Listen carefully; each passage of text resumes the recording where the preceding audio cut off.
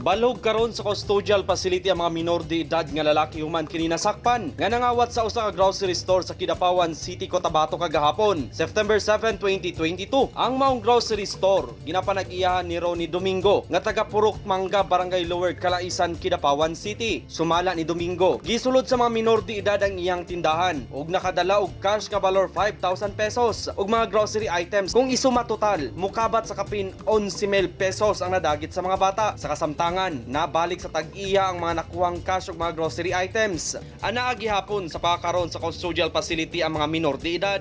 Nagbawal sa mga minor de edad nga ibalog sa prisuhan ug sila ibutang sa children's facility ug dito hatagan og advice sa taga Department of Social Welfare and Development. Unya ang mga ginikanan ipailalom sa counseling. Una pa ibalik ang mga bata sa iyang pamilya. Marvin Revilla, Newsline Philippines, Province of North Cotabato. Stay safe.